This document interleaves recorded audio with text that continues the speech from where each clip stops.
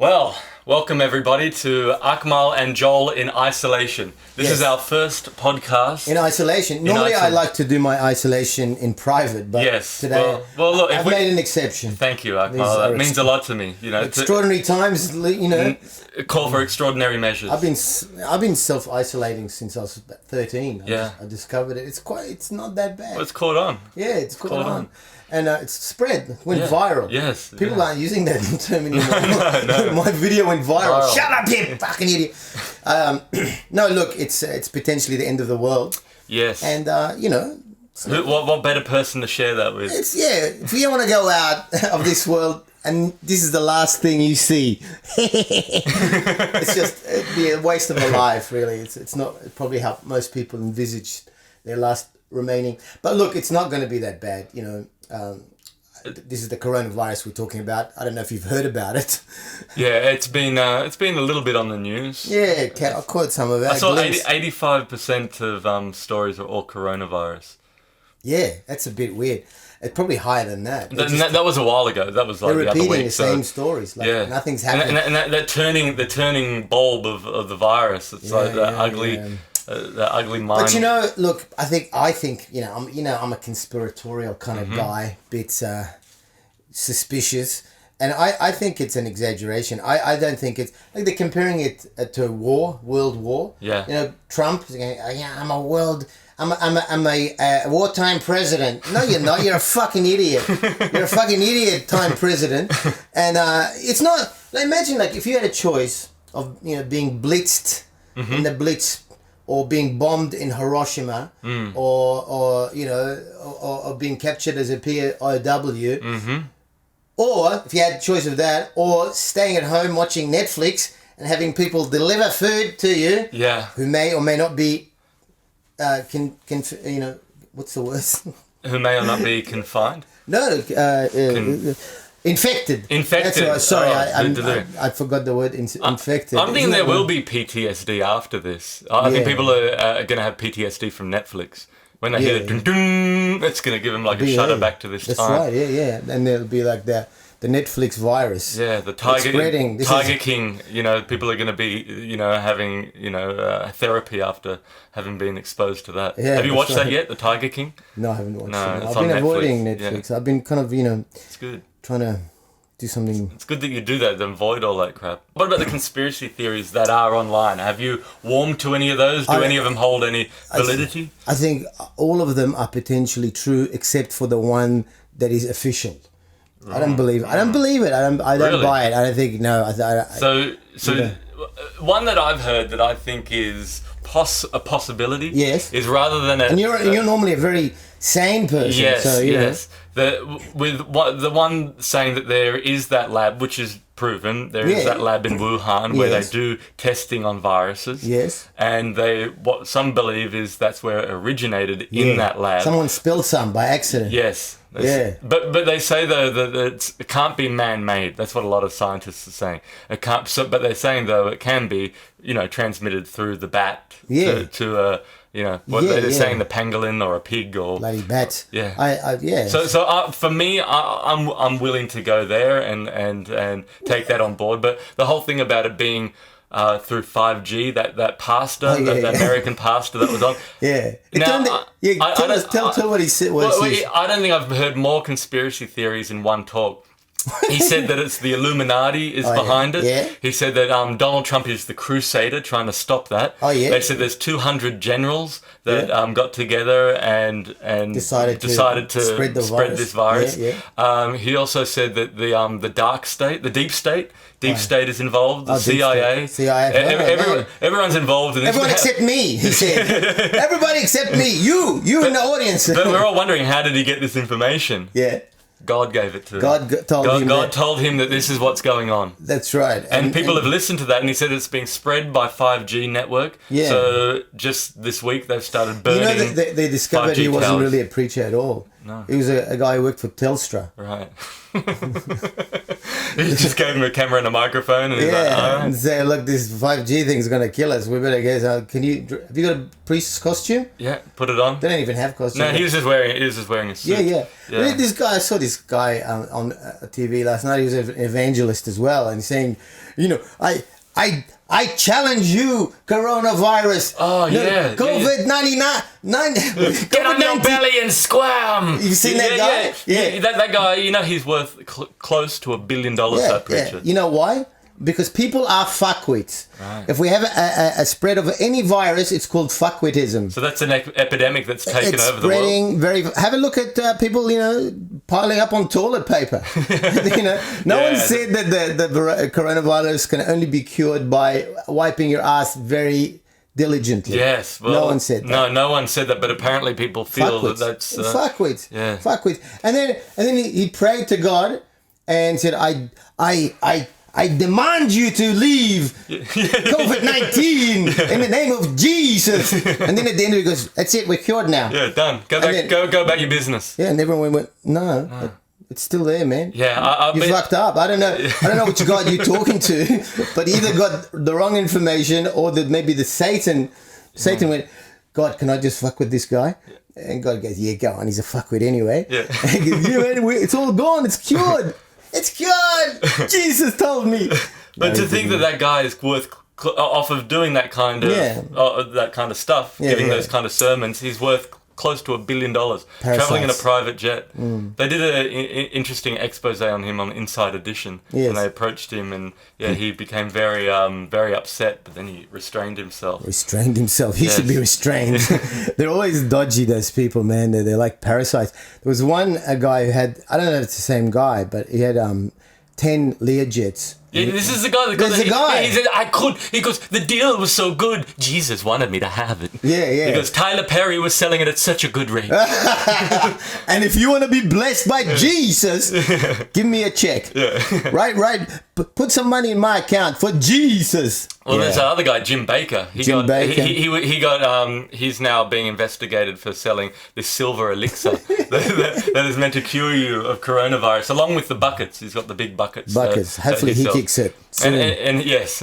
Yeah. And he was imprisoned for fraud back in the 80s. Well, no, fraud, but Tammy Faye Baker. Tammy Faye Baker, the one with those eyelashes, you can actually knock your eye out with it. I actually met her years ago. Did you? Yeah. I was with Jonathan, Amazing Jonathan. He was doing a TV show, and she was on the same show as it. But she was actually a delightful lady. She was just a very, That's where they get you, John. Yeah, I know. Next thing you know, I'm a fuckwit. You're an evangelist. Yeah. No, you got to watch that. You got to wear a mask. Yeah. You don't breathe. You got to stay away at least 1.5 meters from any evangelist or any religious nut. Yes. Stay away from them.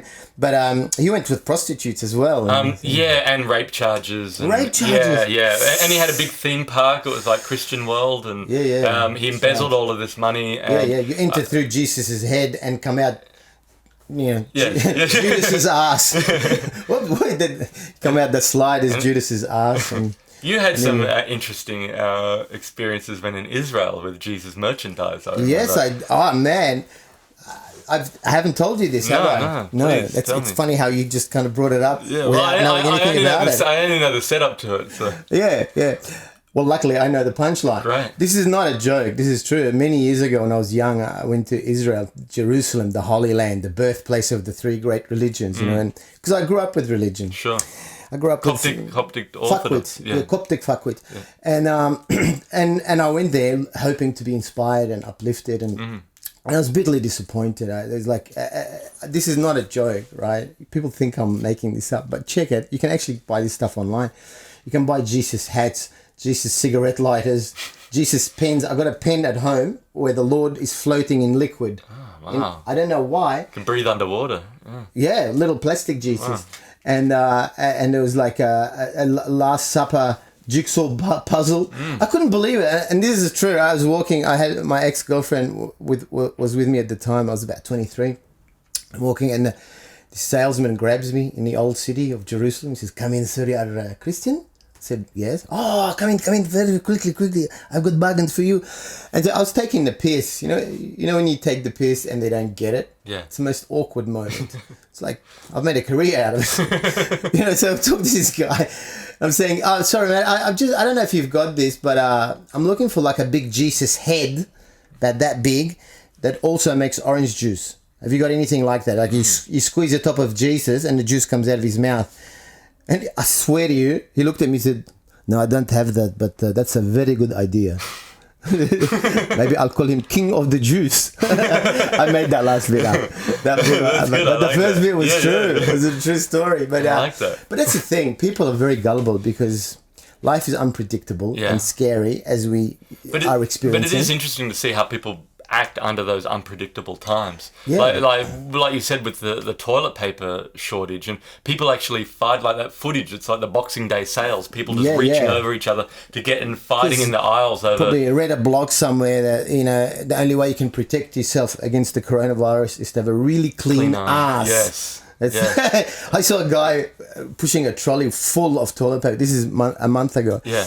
And he just was pushing it, and he was like, he had a triumphant look on his face, like he was thinking, man, I'm gonna rule the world. I'm gonna be doing some I will rule the world eventually, but I'm gonna be doing some serious wiping tonight. He just like he was ready, and you just know he's gonna go home and just pants off and just sit on the throne sit on the throne. Yeah, I didn't get it. I think fuckwitness is what spreads faster than any other disease. Yeah, I mean the evangelist being so wealthy is an example. Yeah? Well, even I thought with the toilet paper, I thought, well, I better get a few rolls of it. I got a return from the Adelaide Finch Festival. I thought I need to stock up. Yeah. You know, just for a pack. Have you been tested for fuckwit?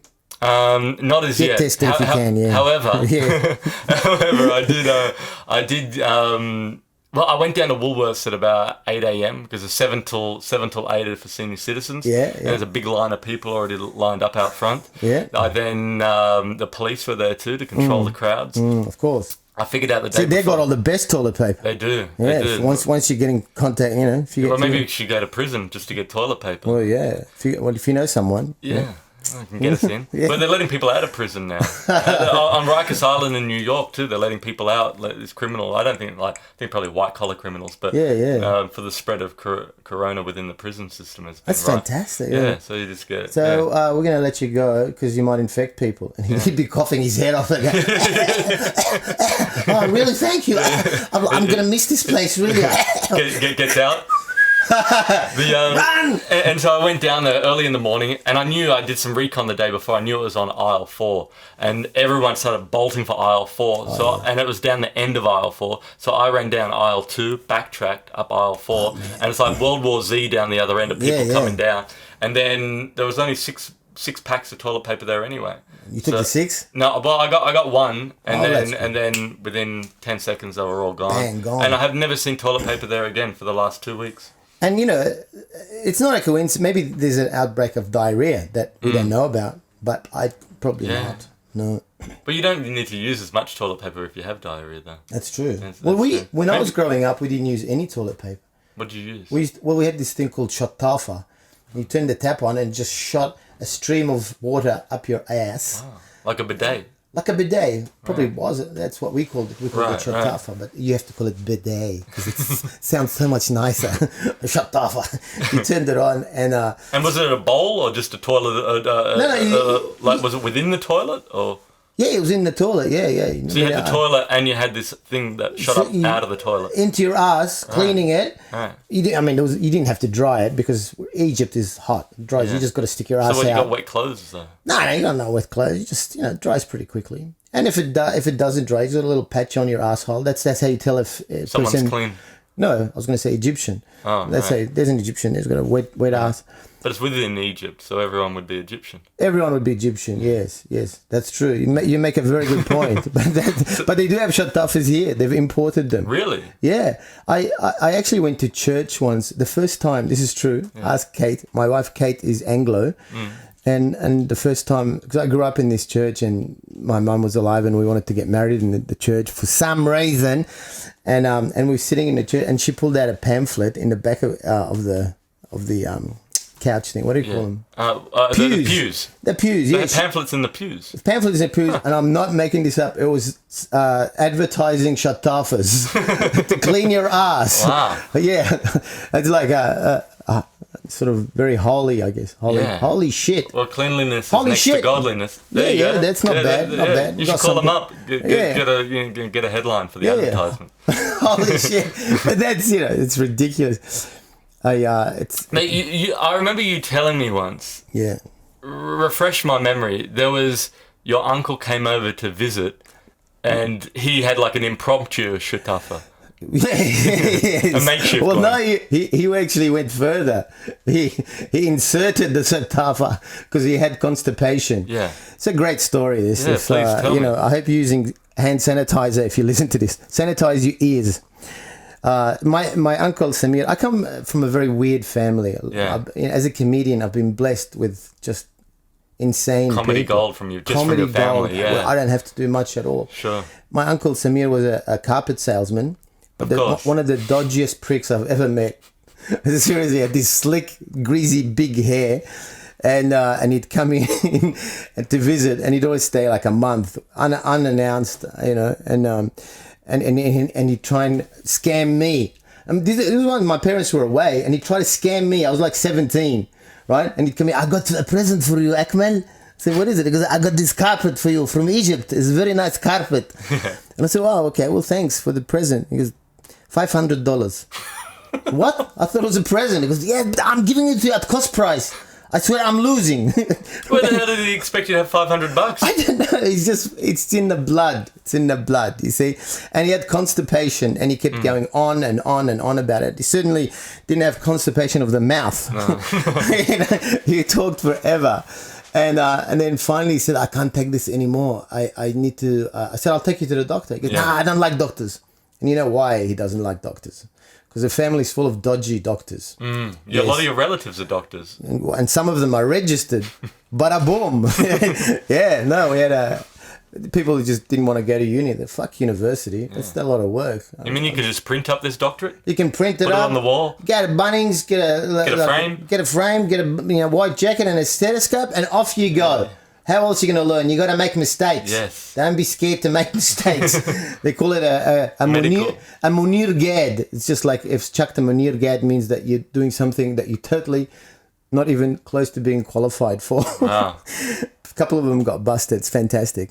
And so he said, I want to go to the doctor, but listen, come with me. And I'm going, and he sits on the toilet, takes his pants off. And he says, please, can you please go into the garden and get me the garden hose? I said, sorry, why? And then he gets upset. He goes, just get me the garden hose. Why are you interrogating me? I go, what? I'm not interrogating. I just want to... Simple question. Simple. I think it's a very reasonable question. Yeah. And so I had to go to the back of the window, pass him the hose. And he says, now, when I tell you, turn the tap on, but very soft. Not too fast because, and he said, and he's going, okay, now turn it up, more. And then finally he said, now turn it off. Oh man, I walk in the house, there's just water everywhere. There's water on the ceiling, on the walls, and he comes out, water, I mean, it could have been worse. Yeah. And he comes out, he goes, that's better. Oh my God. So my uncle Samir, I got a lot of that. So that's, yeah. So you never drunk out of that hose again? No, that's true. No, we never did. We never did. Good point. Good closer. Yeah, just come up with that. That's fantastic. From the best. Oh man. So yeah, it is crazy times, but people, it's easy to manipulate people, isn't it? Sure. Well, especially with online, stuff can get out of hand online. With all these conspiracy theories that are going around. Yeah. But also too, you don't quite know, like. Yes, I know that there is a situation in China that was where they screwed up. They should have released the information sooner. Yeah. Should not have let 5 million people travel out of Wuhan for Chinese New Year's. And a young doctor who reported it dies. He died, yeah. And another doctor that reported it, she's gone missing. So there's clearly been some major, I don't think that's conspiracy theory. Nah, people go missing all the time. Yeah. What's conspiratorial about come on. Hey, all these prisoners, they wanted to die. They killed themselves. They shot themselves in the back of the head. Yeah, they're very talented. Amazing. But, and the thing that, like, you know, this isn't any indictment on the Chinese population, but we're not racist here. The government over there does some questionable things. And I remember years ago learning with the Dalai Lama, right? Because they have had a lot of human rights violations against Tibet. And there's a person that's born called the Panchen Lama. And his job is to find the next Dalai Lama, travel abroad and find, you know, who the reincarnation of the Dalai Lama is. For that, isn't it? No. And this has gone back generations, right? Yeah, I know. Yeah. Now, the China have a very strong stance against the Dalai Lama, and the Panchen Lama, who as a child, Panchen Lama sounds like a puppet show for children. Hello, girls and boys, it's Panchen Lama. So this Panchen Lama, the Chinese authorities got a hold of him as a child and his family, never heard of again. Yeah, the Chinese government have reinstated their own Panchen Lama. To find the next Dalai Lama. So I remember reading about that years ago and thinking, I don't know about this regime, this government. This is a questionable way to behave. We tell you who Lama is. Yeah. Shut up. Yeah. So when I first they can actually torture you in the next life. Yeah. You know, like you could do a life sentence. Yeah. And then they get you in the next life. Yeah. They're amazing, the Chinese. Yeah. So. Yeah, and you know, you hear all these theories going around about about this virus, but I think that's the fact that there was a major screw up there with them withholding information. And look, the older I get, the more open I am to anything other than mainstream media. Anything is potential. You just look at history. You know, history's proven that. Exactly. Yeah. And history's proven that powerful governments experiment with their own people a lot of times, and that's been proven beyond doubt. And so who knows? There's a lot of things that they just don't tell me on Sky News. Yeah. They say here's special news just for Akmal. Yes. Everyone shuts your ears. Yes. But there has been though a concerted effort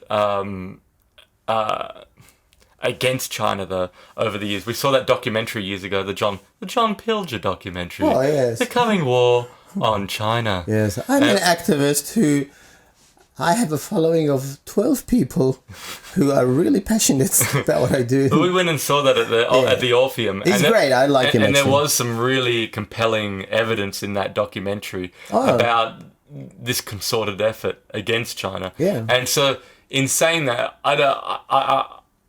is it a coincidence that China was hit and then Iran, the two big enemies of America? Yes. Coincidence? But then America's then hit itself. So what does that mean? Well, America's one of the worst now in terms of this outbreak. Yeah, but sometimes these conspiracies backfire. And karma, instant karma, my friend, hits you in the ass. It's going to get you. Yeah. But it's terrible. Like my fiancée Erica is American and thankfully she's here in Australia. But she could almost be Canadian. Like she's nice enough. Like, I thought, man, you're not American. You're a decent, warm person. And that's a racist thing to say. I'm generalizing, but that's what. But even her home state, Louisiana, that's one of the worst hit at the moment. And New York, I was talking to my good friend Vince in New York, and he lost 2 good friends this week alone. Yeah. But it's amazing how the richest country in the world, that they lead the world in incredibly so many things, but they've run out of ventilators. They can't. We can't. People are dying because we've run out. Sorry, can you make more? Well, it's weekend. Or, can't. The bloke who normally does the ventilators. It just goes to highlight the situation, the medical situation in America, and I hope out of this something good comes out of it. That this is more of a, with the election coming up especially. But they're strange people. I know I'm not offending you here because I know Erica, and I know I've got some very good friends, Peter Mizell, and many other decent people. But as a society, they do very weird things.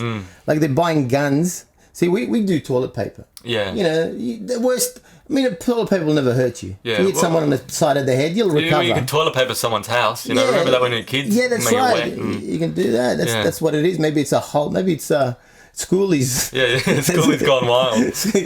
No, but, it's what was I saying? You're saying about the gun control and the Americans buying up guns. It's really weird, and it's the richest country, richest, most powerful, supposedly the smartest people, but they treat their people like shit unless you got money. Yeah.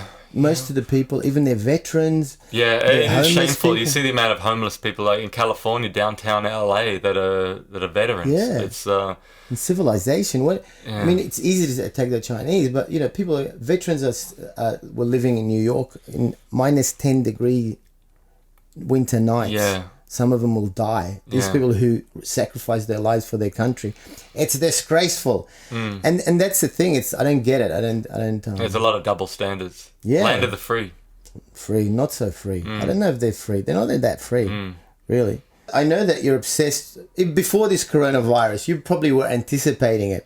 Well, the thing is with everyone changing their personal hygiene, washing their hands continuously, being cautious when touching door handles, and I've done that my whole life. I know. It's nothing new for me. It's nothing new for you. It's nothing for you to self-isolate because you like your own company. Yeah. And you like to watch DVDs. Read books. Got about 2 million of them. Yes. And so it hasn't been a big shift for my no. But as a filthy prick that I am, I'm the dirtiest person I know.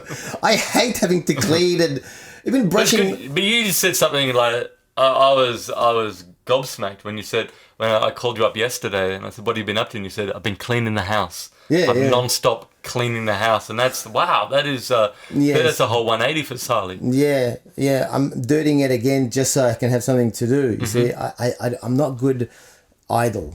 Right. I'm not good. I'm not. Because I always thought, as you know, in the last 20 years, we've been working non-stop. Yeah, touring on the road. We're stand-up comedians. By the way, in case. Yeah, just in case, and we haven't stopped. I mean, the longest break, honestly, would be like 2 weeks. And that would be a long break. Yeah, like over the Christmas break or something like that. Yeah, January. No, likewise. It's very peculiar. It's really, and I always the only thing that makes me a person is this career that I have. Yeah, and I always thought where your identity lies in comedy. That's it. Without that, I'm just I always thought if I wasn't doing comedy, I'd be either homeless or in prison. Or both in succession. Start off homeless and then commit crime. I want to go indoors. Yeah. And so. But your life though is comedic. Your life off stage. No, but you don't make money from that. Yes, I have. No, but you provide a lot of people a lot of amusing, scenarios. Well, that's all the things that happen to you. Like, we could do a whole podcast on your life, just off stage, your day-to-day life. Well, they say tragedy plus time. Or plus distance. That's it. And so I did this show called Selling Houses Australia. Yeah. And it was meant to be a serious show, and people were going. I was on the brink of bankruptcy, and in desperation, I got them to do this show just because Why were you bankrupt? Why were you on the brink of... Because I'm a fuckwit. I haven't been tested. That's why I don't have children. And this is when you had your hi-fi obsession? Yes. But you had a hi-fi that was worth the same amount that you could have bought the house for. Easily. Yeah. Over the years, I kept building it up because it was like... I don't know. I'd say I have a small penis, but I don't. No, that's been proven. That time when Joe Tuadros pulled your pants down. Yeah. At DY, at that club in DY. Yeah, I forgot all about that. Yeah. There's 2 years of therapy. What a waste of money that was. And the female manager was walking along at the time, and he was holding. And you were just standing there like, you're never gonna be. I got the belt, and then he pulled it down. And then the manager saw that, and it was quite a memorable experience for her, at least. Well, memorable for me, traumatic for her. Yes. She was never the same after that. And then you nearly set the spotlight on fire in the booth, and then you ripped the curtains that was tied up, and then you press the button, and the mechanical. Great night of comedy and destruction. Yeah, once again, all the comedic things happen off stage. Comedy and destruction with Akmal Saleh. Strange times. Are you talking about that you're obsessed with cleanliness? Yeah. Well, hand sanitizer too, because going out, like I've always carried hand sanitizer around with me anyway. I've toured with you, and I always thought, this guy's weird, but who's laughing now, huh? One step ahead. Who's the weird one now? That's right. And I had run out of hand sanitizer, so Erica and I took a walk into the city, and we thought, let's just see if we can find any hand sanitizer along the way. And there's a convenience store that I saw, so I thought, all right, well, let's pop in there and have a look. Convenience sounds promising. Yes, yeah, it's in the name. And they said, we do have hand sanitizer, and it was behind the counter. And pulled it out, and they said, I said, how much is it? And she goes, 17. And I went, okay, we're going for a walk. If it's still here when I come back, I'll get it. Go back, sure enough, there it is, buy it, get home. I'm happy. Yeah, $17. Times are hard. Yeah, it's not, I'm willing to do that, pay that. It's more than what you'd normally pay. Well, $17 or die. Yeah. Yeah, 17, not and that I thought, much. this is going to be great. Because for some reason, haven't thrown out my empty containers of hand sanitizer. Because you're insane. Yes. That's what it is. OCD. Yes. And so I thought I'm going to fill them up and give them to friends, give them out to loved ones, and I was going to bring one for you, but I didn't. I don't. Because there's this story continues. Yes. I look at my bank statement. I hope this story continues, because if you finish it there, that'd be a shit story. Yeah, following up the Spike Milligan story, this is terrible. And that's where my story ends. And I look at my bank statement online. Uh-oh. $70. $70. Not $70. 70, not 17. $70. That's obscene. I know. That makes me angry. Well, I called back and I said, you've made a mistake here. You said 17, but it says 17. She goes, yeah, 17. So I'm trying to guess what accent you're doing here. Yeah, I don't want to be blatant, but there was something lost in the translation here. Yes. And I said 17. I thought you said 7. I said, I'm not. I said, who? $70. You'd have to be mental to pay $70. And she said, that's how much it is. I said, I'm bringing it back. I'm not going to pay that, and I expect a full refund. And she goes, did you use it? And I said, well, I had one pump of it. And she goes, I'm not taking it back. I said, it's one pump. It's nothing. Yeah, and I'll squeeze the sanitizer in back in. Into it. And she said, okay, I take 10% off. And I said, it's $7 for one pump. I'm not paying that. I said, listen, I'm going to bring it back and you're going to give me a full refund on it. She goes, let me call the manager. She called the manager. She said, okay, bring it back. So I'll bring it back and change it over. But it's just, it's mercenary. Unbelievable. In this day and age. Do you know that, are you happy to name these people? Name and shame? Well, like I don't current know. affair style? I know the name of the convenience store. Let me call them, because I hate bullying like that. I hate this. What are you going to do? I'm just going to ask them if it's true. Just want to, Okay, all right. Let me get my phone. I'm keen to know. If, all right, sure. Let me look. Hang on, I got to look. Not that I'm distrusting you. I just want to have a chat with them. I hate that kind of mentality. Okay, let me look up their number here. It's just so cruel. Okay. Because someone who can't afford $70 for hand sanitizers. Okay, so it's $70, and they probably don't even have it in anymore. Well, let's find out if let me put it on speakerphone.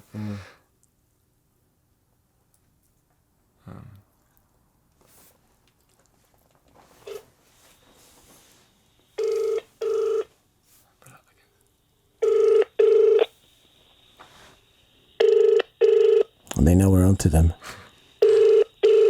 I must be very busy. Speaking. Hello, my name's Tracy, and I just want to know, do you sell hand sanitizers? Hand sanitizers, yes, we do. Oh, great! How much is a bottle? It's a small bottles, which is 50 mils. Yes. Yeah, and it's $13. How much? 13. 13. Yeah. Oh, okay. I'll come and I'm just wondering, did you have one for $70 before? Yes. Oh yeah, and was that for people with really gigantic hands? Sorry? Was that for like people with huge hands, like gigantism? Giants? No, that is for some people. They put in our store for sale before.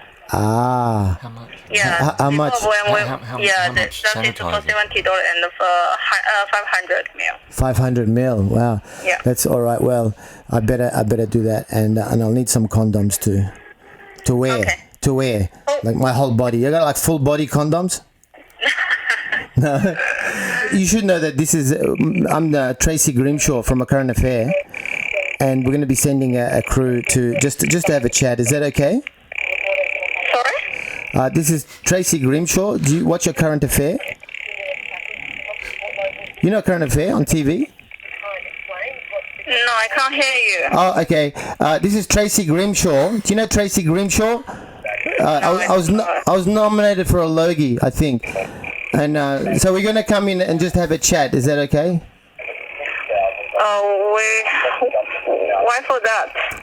Just to have a talk, because we're a TV station. This is Tracy Grimshaw from A Current Affairs. Do you know Current Affairs? Yes, I know that program. Yeah, this is Tracy. I've got a bit of a cold, but we want to talk to them, and we'll pay them. It's fine. They'll be happy with it. The thing is, they want to put it, and I'm not sure why they put that price up that much. Even when they put it in, I already said, this is already too high price. Yeah. And they just put it in.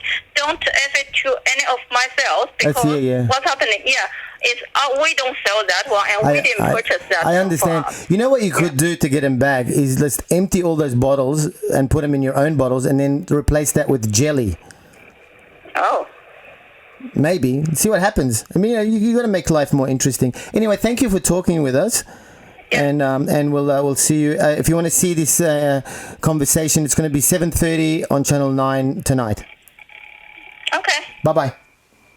We got enough there. Yeah, but it's a ridiculous point though. She says we're only selling it for them. That's bullshit, and of course not. It's like, hang on, no. You're still selling it through your store at $70. No, she's lying. There's no one there to sell it for them. Yeah. They're basically exploiting. Yeah. Exploiting the workers. Yeah. By hanging on to outdated imperialist dogma. Sorry, I'm just... Unbloody believable. Unbe-fucking-leavable. Yeah, it's, well, it's a crime. You showed them.